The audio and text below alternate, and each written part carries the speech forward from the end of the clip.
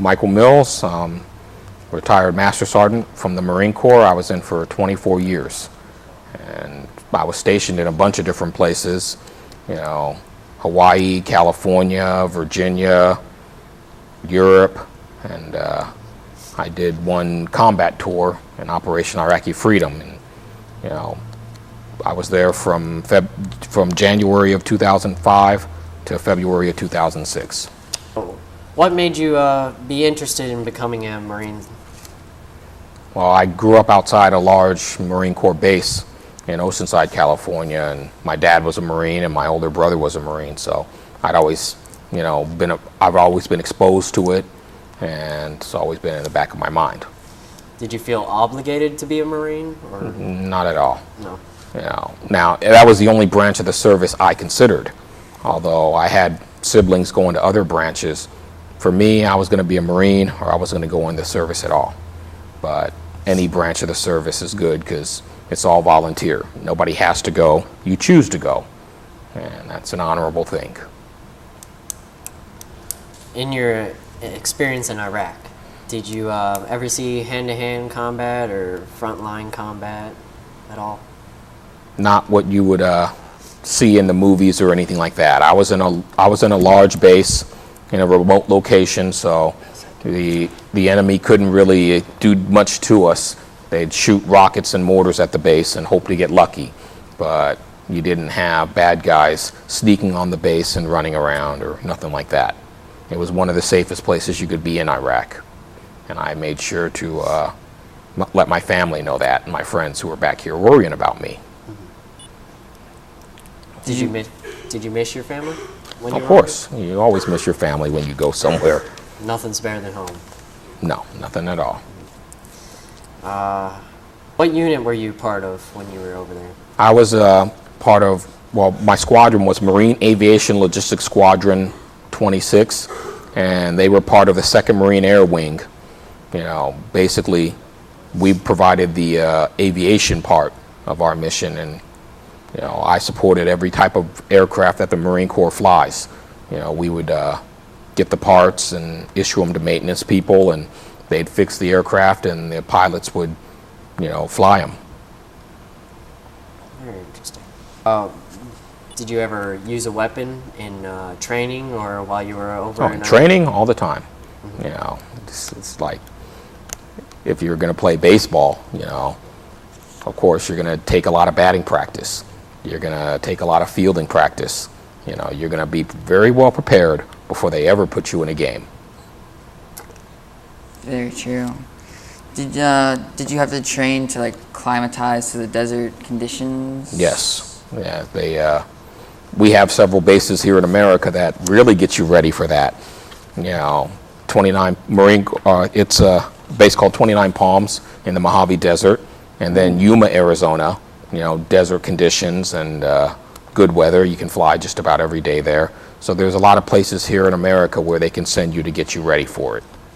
And of course, in a desert condition, you're dealing with both extremes, extremely hot and extremely cold, but mostly hot. So the big key out there is, to keep yourself hydrated and to constantly be drinking water. Were you comfortable out there? As comfortable as we could be. I mean, they're not flying in lounge chairs like this or anything like that, but, they made it as comfortable for us as they could.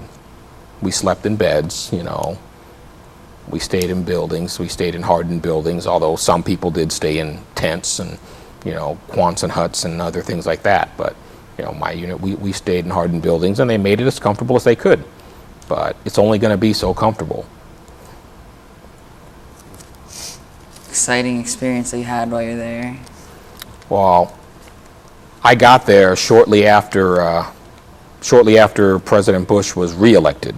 So I remember his second inauguration, and I'm in a dining facility with a bunch of local people actually, and they're just watching the screen and they're transfixed because they know he bet his entire presidency on how Iraq was going to go. And had it really gone south, for one, he would have never been reelected. But, he put a lot of his capital and his own legacy into Iraq. And plus, I was there for the first Iraqi elections, and that was kind of an exciting time, because these people had been under the oppression of Saddam Hussein for so many years, and they didn't have free and fair elections. They had sham elections where Saddam would get like 99% of the vote, but this was a free election, and there they would dip their fingers in the purple ink after they vote, just so that nobody could vote twice. You would vote and you'd dip your finger in, and then if you showed up at another polling place and you had a purple finger, okay, game over. But they were very proud to vote, and you may have seen pictures of people proudly displaying their painted fingers. And roughly 60% of the personnel there, the population, voted in that election. And here in America, we have elections, and we have people turn out to vote, but we're lucky if we can get 30 or 40% of our population who is eligible to vote to come out and vote. But in Iraq, they had that freedom. It's like if you're thirsty and then somebody gives you water, you drink it up. And that's how they felt with their election. And it was dangerous for them. It was dangerous for them because the insurgents did not want the election to go on, and they threatened people: do not go vote, do not participate in this, we're going to bomb polling stations, we're going to do this, that, and the other. And people didn't care. They risked their lives, and they went, and they knew that they could be killed for voting, and they voted anyways. Did you believe in what you were fighting for? I did, yes. I definitely did, because we've had a long and checkered history with Saddam Hussein. Even going back to the Desert Storm, the Iraq War of 1990. And all the time, after that, even after the combat ended in Desert Storm, it didn't stop his aggressive actions. It didn't stop his attempts to get weapons, nuclear weapons, because he had other weapons of mass destruction. He used poison gas against the Iraqi Kurds and against the Iranians when he fought with them for 8 years. So he was willing to use weapons of mass destruction, but he was trying his best to get a nuclear weapon, and that could have been a game changer. And thank goodness that was prevented. When you were over there, the people, did they treat you? Like, how did they treat you? Well, there were local people, and they treated us pretty well. But this was on the base. We didn't go running around in town or anything like that. Basically, most of our lives were spent on that base, and the people there, a lot of businessmen, a lot of vendors trying to sell us things. So of course they had to treat you nicely. That's good. What did you expect to happen once you became a Marine when you first enlisted? I didn't really know what to expect. I mean, I knew I wanted to be with aviation. I've always been fascinated by the jets and the helicopters. So, I got into that field. I got into aviation supply. But, all I really wanted was to be a Marine and, let the chips fall where they may after that. And they did. I got stationed in a bunch of different places, always around the aircraft for the most part, while I was in the regular Fleet Marine Force. But I did a couple of special duties too that had nothing to do with my primary job. I was an embassy guard for 4 years, and I was a recruiter right here in Florida for 3 years. So sometimes you go and do other little things. Very impressive. A lot of traveling, and you get to see a lot of different places, and I did enjoy that. That's interesting. It is. Would you like to share some more of your personal stories over there? No. In Iraq or any other combat zone, you do get into very much of a routine, because you're wearing the same uniform every day, and everyone's dressed the same way, and you're working the different hours and stuff, but the days just bleed into each other. They do. The days bleed into each other, and the days and the weeks and the month. I mean, I guess the days are long, but the weeks and the months, they just fly by. And because you're pretty much doing the same thing all over, and you're working longer hours. A lot of times it is 12 on, 12 off, 7 days a week. Now you have your other opportunities. You can take off, and of course you go eat, and you can go worship, church services, and you get some recreation, and then every now and then they'll get you out of the country for recreation, for R&R, we call it, rest and relaxation. And if you're there for a year, of course, they fly you out of there, and you get 2 weeks back, back in the States. Now, you don't have to come back to the States. It just, you can go anywhere you want, but where you're going to go couldn't cost more than sending you back home. And most people, they just do come home and spend a couple weeks back here, and then you go back. You go back a little more refreshed. And with your R&Rs, you try to plan them for as late in your tour as you can, so that you don't have as long to stay, once you get back. Because you know how it is when you're on vacation and you're having a great time, and then, it's summer vacation. And then after a while, I got to come back to school. It's kind of a downer. Well, it's the same thing, so you need it. You need the relaxation, but, once you're done with your R&R and you get back there, now you're looking forward to the finish line a lot more than you were before. Of course. Were you ever scared when you were at the base, of an attack happening? Yes, because the attacks, the mortar attacks and stuff like that, they're all very sudden, but it's something you don't forget, because when one of them things lands anywhere even reasonably close, it's a deafening boom, and the whole place shakes like it's an earthquake. And when that happens, it can unnerve you, and when that happens, it can unnerve you. So at times you're scared, but normally, when they have one of these attacks, one of the main thing is then you get accountability for all your people to make sure nobody got hurt. And of course, if somebody did, we find that out quickly by taking the accountability. So, once you hear the boom and the attack and you know what it is, well, you may be initially scared, but then your mind is consumed with, okay, what I got to do now, and then you're not really thinking about, oh, that was close or anything like that. You're thinking about what you had to do, and your training takes over. So, were you ever trained in what to do if an attack was to occur? Yes. You train and you rehearse, and you do a lot of that stuff even before you go over. And then they have refresher training even while you're there in country. But most of your training takes place before you ever board a plane and before you ever end up in country. What was the worst thing that you ever saw while you were over in Iraq? Well, when they'd have the attacks, sometimes people would get hurt, and that'd be about it. That and just really bad weather. Deserts are not comfortable places, like I'd mentioned before. Extreme hot, extreme cold, rain, mud all over the place. Because there wasn't a lot of grass or trees or anything. It was just a lot of sandy desert.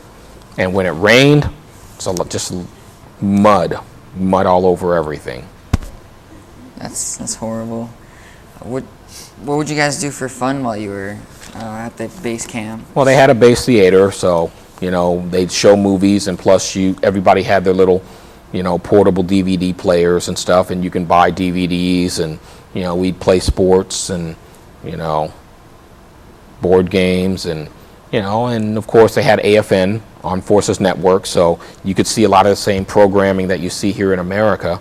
And weird hours, weird days, but you could follow your favorite football and baseball team, and and they try to get you as much of the comforts of home as you could, but they couldn't give them all to you. But we could keep up on the programming here, and you could keep up on how your teams were doing, and you also had the internet there too, so you're pretty well informed.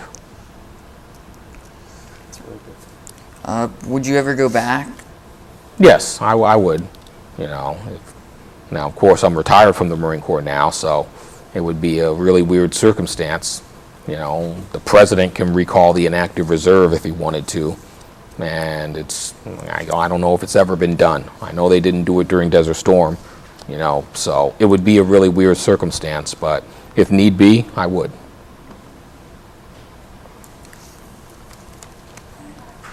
Did you ever receive any awards?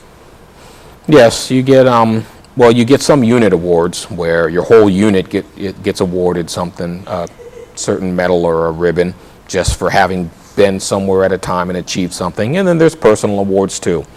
And I got some of both. I got personal awards, I got unit awards. For the personal ones, which ones were they? Well, I got a Navy Commendation Medal, but not for Iraq. I got that for when I was on embassy duty.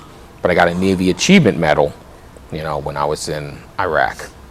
Now, of course, I was a Marine, but the Marine Corps is the Department of the Navy. So, we use some of the naval terminology, and some of our awards have the name Navy or Navy and Marine. And of course, the Secretary of the Navy is in our chain of command, because there's not a Secretary of the Marine Corps. There's a Commandant of the Marine Corps who serves and reports to the Secretary of the Navy, among other people. The Marine Corps and the Navy work close at hand. As a kid, did you always want to be a Marine? For most of the time, yes, I did. There was a small amount of time I wanted to be a firefighter, and another time I wanted to be a police officer, but most of the time I can remember I wanted to be a Marine.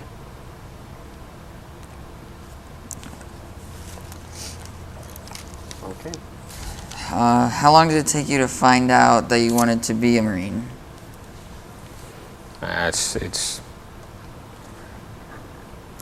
I can't really remember, I mean, like I said before, I remember a small amount of time wanting to do other things, but most of my childhood, most of my time I spent wanting to be a Marine.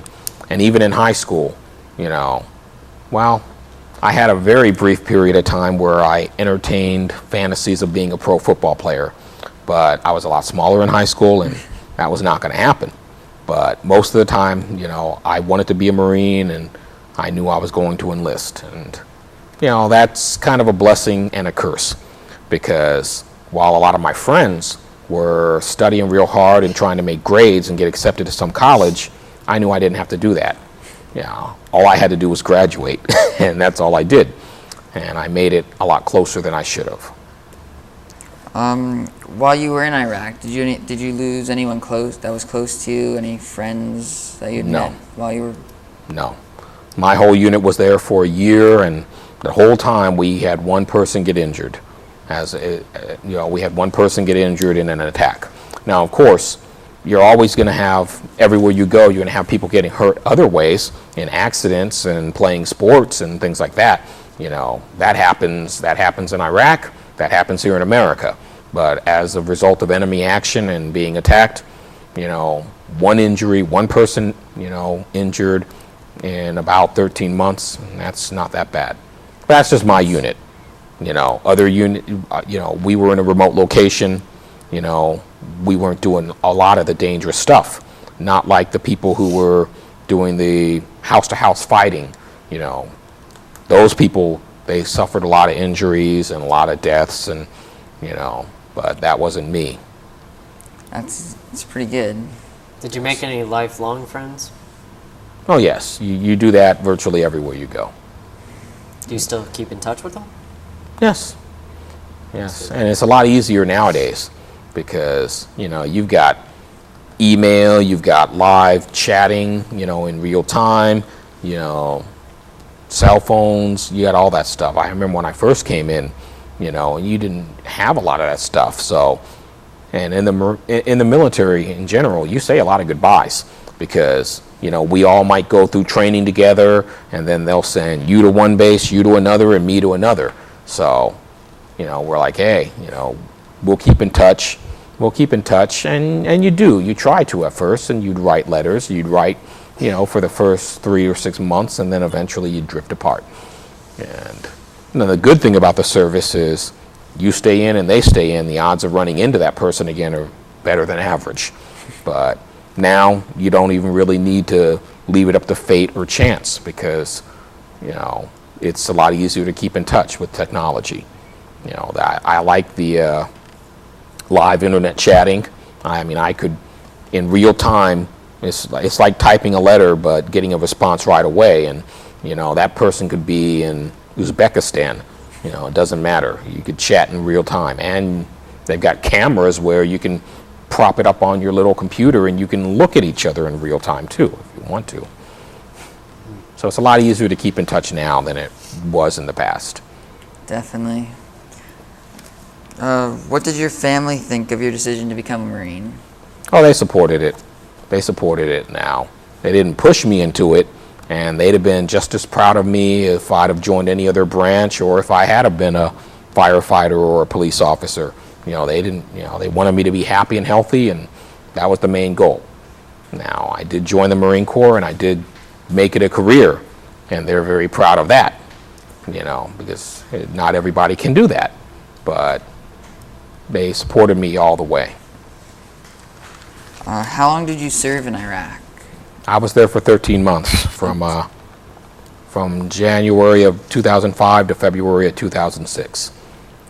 Had a few breaks though. I went to I had a 4-day vacation in Qatar, and then of course I had an R&R, you know, in which I went to San Diego, and, you know, spent a couple weeks there. But for the most part, I was stationed in Iraq for 13 months. Did you serve after you came back from Iraq? Yes, I was stationed in North Carolina, Jacksonville, North Carolina, at a base called New River. Now, most people think of North Carolina and Jacksonville, they think of the big, you know, Marine Corps base, Camp Lejeune.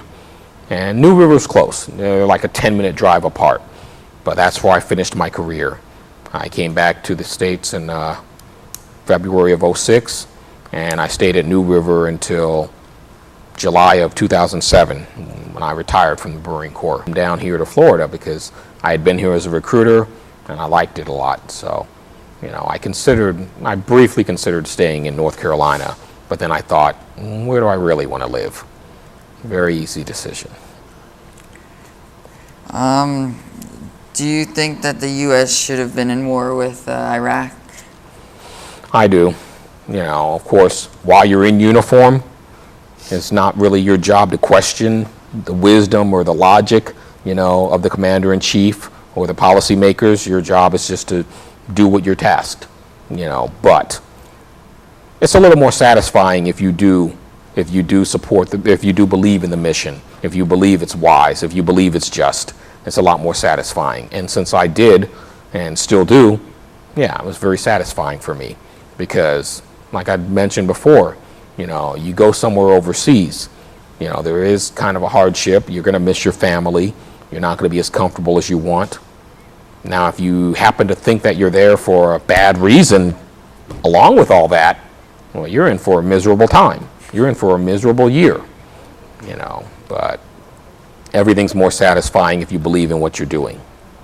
If you're playing, you know, if you're playing on the football team, if you think your coach is a jerk or a wimp, well, you're not going to really want to go out there and risk injury for you, you know. But if you believe in them and you would run through a brick wall for them, then, you know, it makes it more satisfying.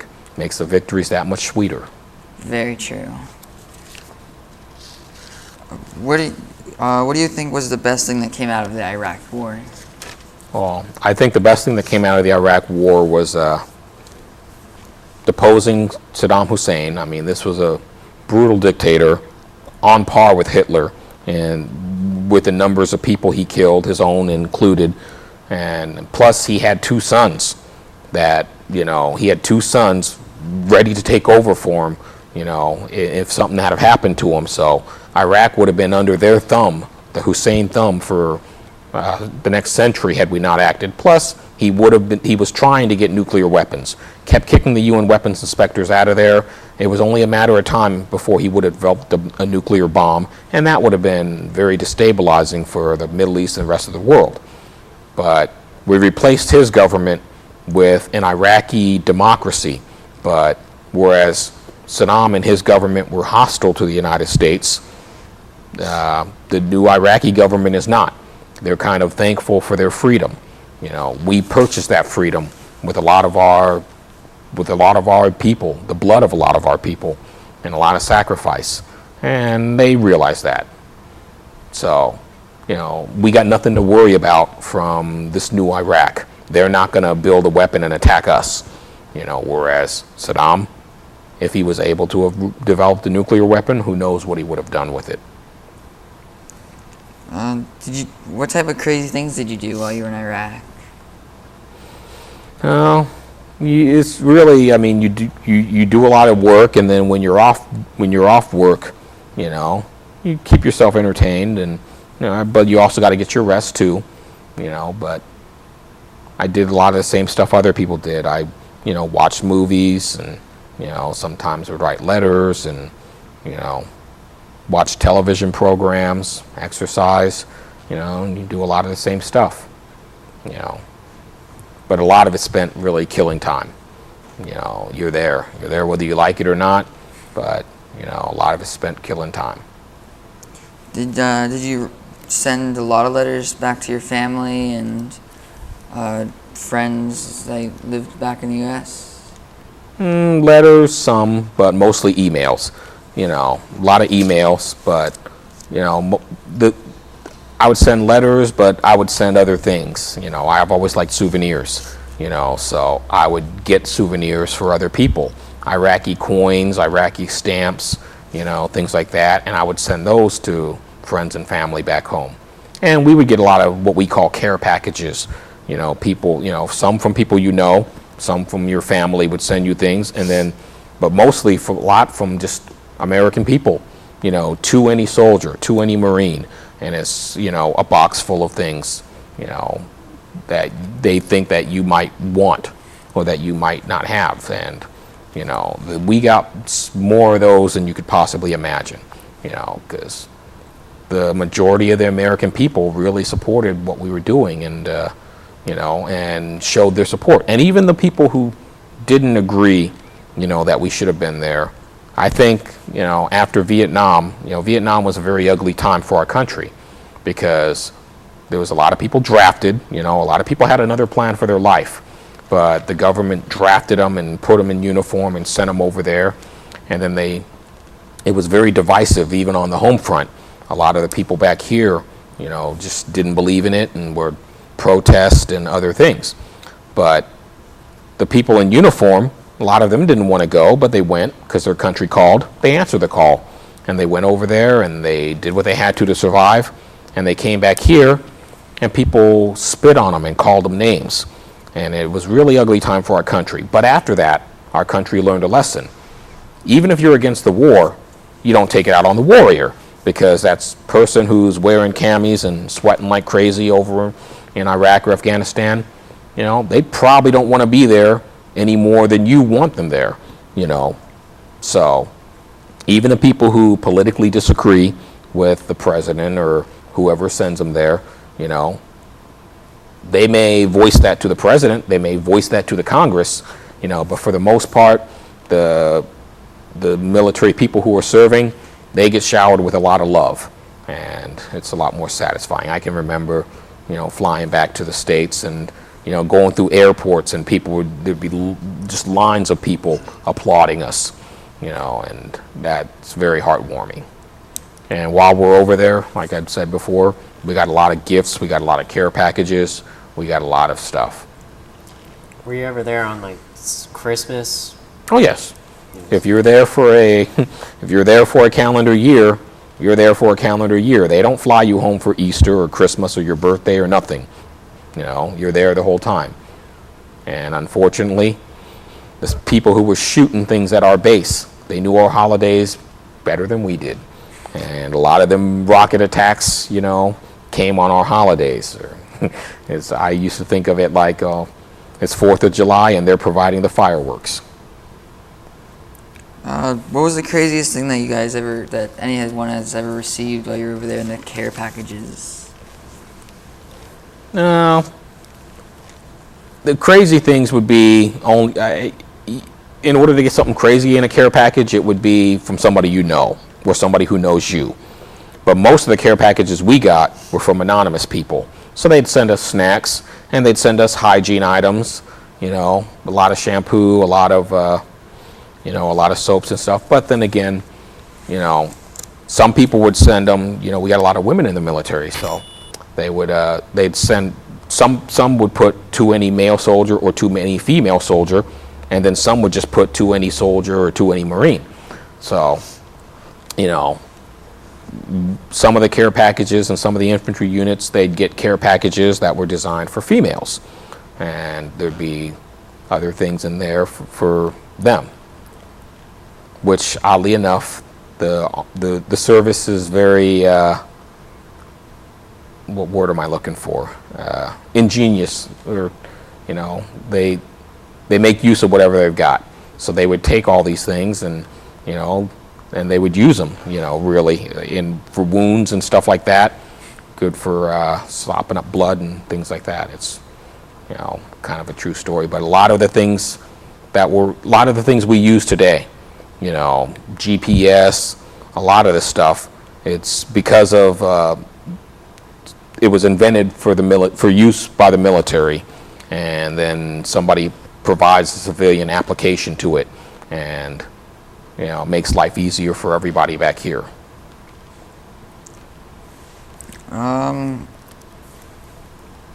What did you expect when you first signed up to be in the Marines and to go to Iraq? Wow. I signed up for the Marines way back in the early 80s, so this was long before anybody even knew about Iraq. And I didn't know what to expect. I just, I knew it was going to be tough, and it was. And I really didn't know what to expect.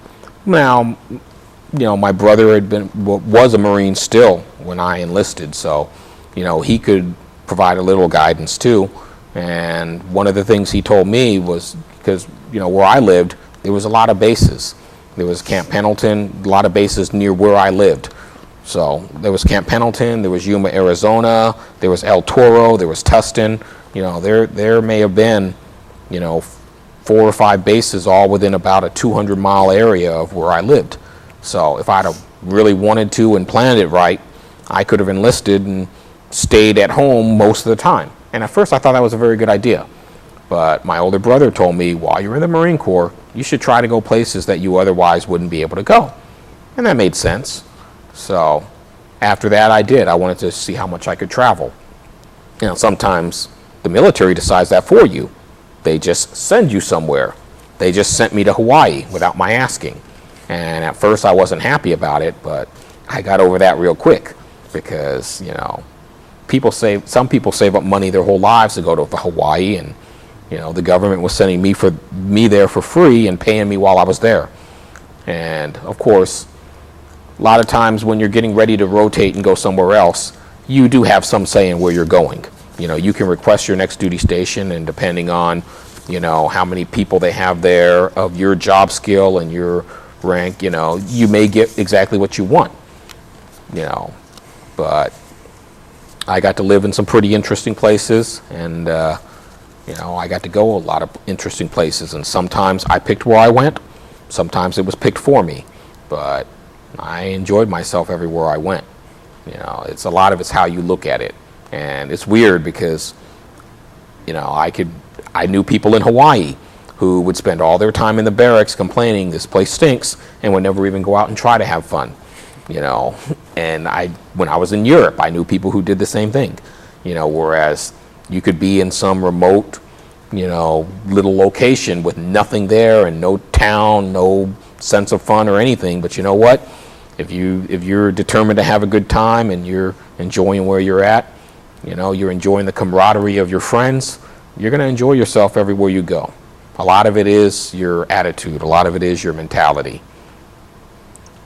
Definitely. Where different places did you go to, going from base to base? Oh, I went to a lot. Let's see. I went to boot camp in San Diego.